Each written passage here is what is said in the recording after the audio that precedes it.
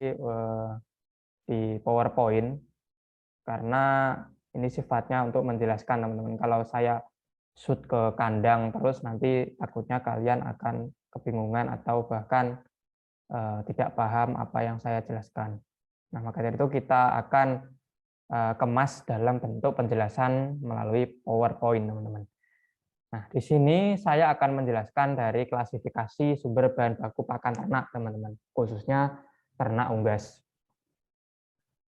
Nah, kita tahu bahan baku pakan ini biasanya yang umum dibedakan menjadi 3, teman-teman, yaitu sumber protein, energi, dan mineral. Mungkin nanti ada tambahan berupa vitamin ataupun premik, teman-teman, yang sifatnya mineral-mineral mikro seperti itu. Nah, untuk mencirikan atau membedakan ini termasuk bahan protein atau energi atau bahkan sumber mineral itu sangat mudah, teman-teman. Misalkan sumber protein. Biasanya kalau kita manusia mengkonsumsi daging, susu, telur itu kan terkenal sebagai sumber protein. Nah, sama halnya dengan unggas, teman-teman. Kalau di unggas juga sama menggunakan daging untuk sumber protein. Namun dagingnya ini bukan daging yang kiloan yang misalkan dijual di pasar-pasar, itu bukan seperti itu, teman-teman. Melainkan dari pengolahan limbah. Misalkan dari limbah rumah potong hewan seperti itu. Kalau untuk sumber energi biasanya dicirikan sebagai biji-bijian atau tepung-tepungan. Yang kita biasanya menyebutnya itu karbohidrat, teman-teman.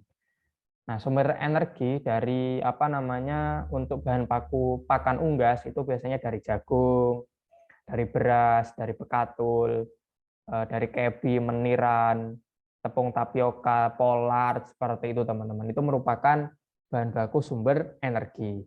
Dan yang terakhir merupakan sumber mineral ataupun kalsium. Nah, ini bisa ditemukan bahwa dari misalkan yang cukup familiar itu dari tepung tulang, tepung cangkang kulit, telur seperti itu. Tapi nanti ada mineral mikro yang sifatnya lebih ke premik, teman-teman. Nanti saya kalau memungkinkan saya akan menjelaskan di periode video berikutnya.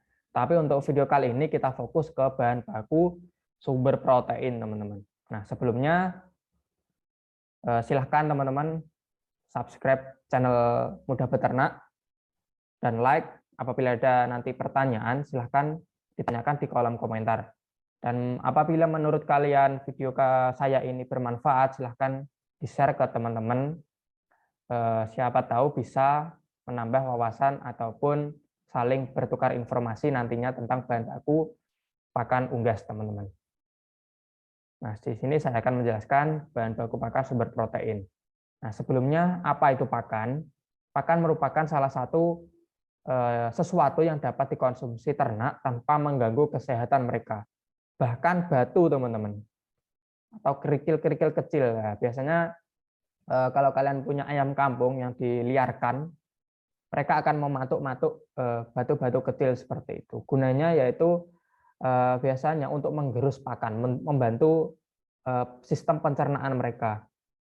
Namun jumlah pemberiannya sangat-sangat terbatas, teman-teman. Misalkan kalau kalian memberikan jagung utuhan, masih dalam bentuk biji jagung, diberikan langsung ke ayam. Nah, untuk membantu pencernaan atau menghaluskan dari jagung itu, maka ayam itu mengkonsumsi kerikil, teman-teman, yang ada di luar-luar seperti itu. Yang kecil-kecil itu yang mungkin cuma 1 sampai 2 butir kerikil itu untuk membantu menggerus dari pakan yang susah dicerna seperti itu. Nah, sebelumnya bahan baku sumber protein itu apa? Nah, bahan pakan yang memiliki kandungan protein minimal 20%, teman-teman. Nah, biasanya bisa didapatkan dari hewan maupun tumbuhan. Namun untuk unggas lebih ke dari sumber hewan, teman-teman. Sumber protein hewani. Karena kalau dari sumber tumbuhan ini biasanya memiliki serat kasar yang tinggi. Dan pemanfaatan dari protein dari tumbuhan itu untuk ternak ruminansia, teman-teman, atau berkaki 4 seperti sapi, kambing, domba seperti itu. Nah, pakan sumber protein yang berasal dari hewan memiliki keunggulan. Nah, unggulannya apa? Yaitu di mana kandungan asam amino esensial lebih lengkap, teman-teman. Nah, fungsi protein untuk unggas itu apa? Yang pertama, fungsi protein adalah untuk memacu pertumbuhan. Apabila kalian pernah memakan atau beternak ayam broiler, pasti dalam waktu 1 bulan ayam bisa dipanen. Nah, kuncinya yaitu untuk produksi dagingnya itu sangat cepat karena kandungan protein dalam bahan baku pakan atau pakan yang diberikan itu cukup tinggi, teman-teman. Makanya tidak aneh bahwa pertumbuhan ayam broiler atau pertambahan bobot badan ayam broiler itu sangat cepat.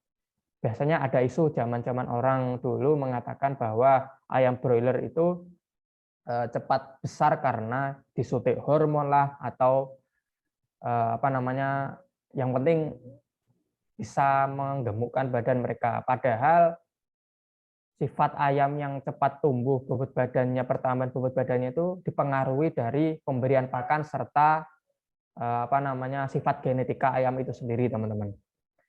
Nah, dan yang kedua fungsinya itu untuk mengganti jaringan yang mati serta pembentukan antibodi atau kekebalan tubuh ternak kita.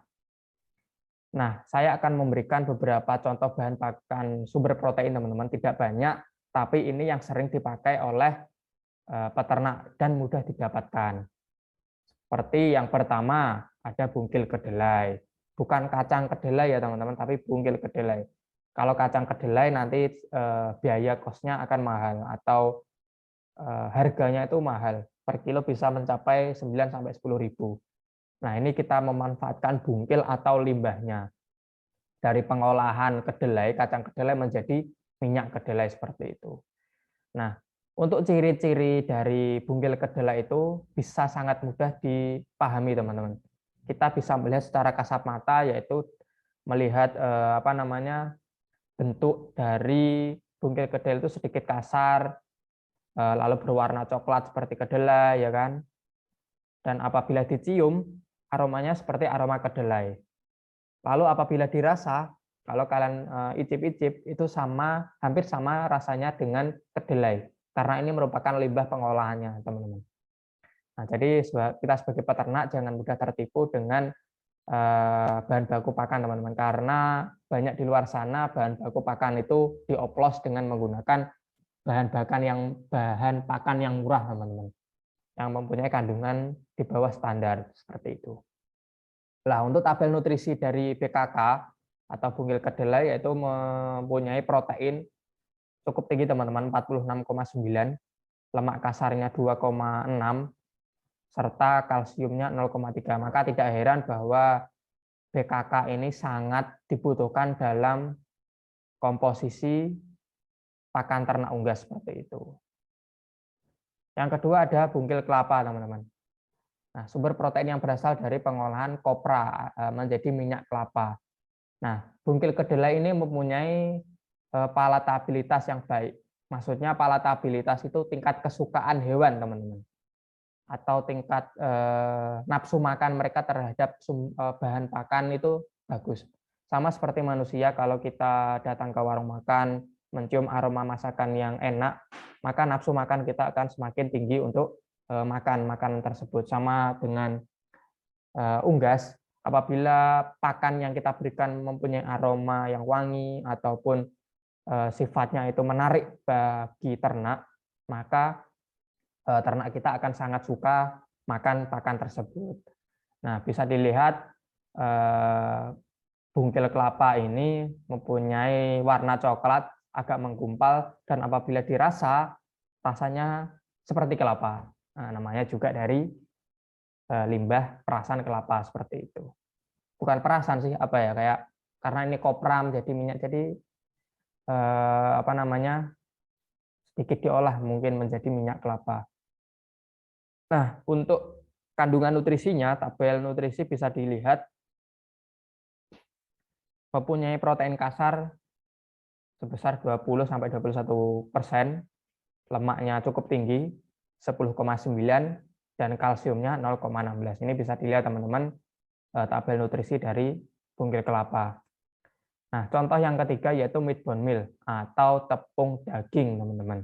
Nah, biasanya ini didapatkan dari pengolahan limbah rumah potong hewan seperti jeroan, tetelan. ataupun lemak-lemak yang dibuang seperti itu. Nah, untuk cirinya pasti sedikit halus teman-teman, karena ini berupa tepung, sudah berupa tepung dari daging. Kita jemur, kita proses untuk menghilangkan kadar airnya dan menjadi tepung sehingga menjadi meat bone meal atau tepung daging. Nah, untuk aromanya pasti aroma daging, sedikit amis pasti. Dan rasanya ya rasa daging seperti itu. Untuk kandungan nutrisi dari MBM bisa kita lihat proteinnya itu sangat tinggi teman-teman, 50%.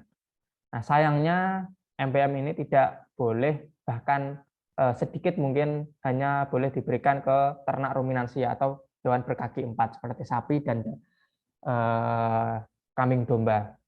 Alasannya kenapa hampir tidak boleh dan bahkan sangat tidak dianjurkan diberikan ke ternak ruminansia, nanti saya jelaskan di periode video berikutnya.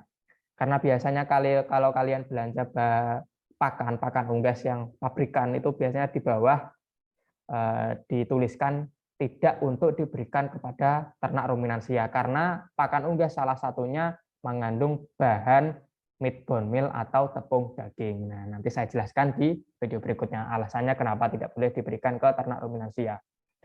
Untuk lemaknya 10% teman-teman, kalsiumnya cukup tinggi 3%, serta seratnya 3%, seperti itu. Nah, itu merupakan 3 contoh dari bahan baku pakan sumber protein, teman-teman. Masih banyak lagi sumber bahan baku pakan sumber protein, bisa seperti limbah darah, tepung darah, ataupun dari yang mahal itu dari kacang kedelai itu sendiri, bukan bungkeng tapi kacang kedelai. Masih banyak teman-teman, tapi yang 3 ini yang secara umum kita bisa dapatkan dengan mudah di sekitar kita. Nah, untuk nanti sumber pakan energi dan kalsium nanti saya jelaskan di video berikutnya. Mungkin cukup sekian penjelasan singkat dari saya tentang bahan baku pakan unggas sumber protein. Sekian dulu penjelasan dari saya.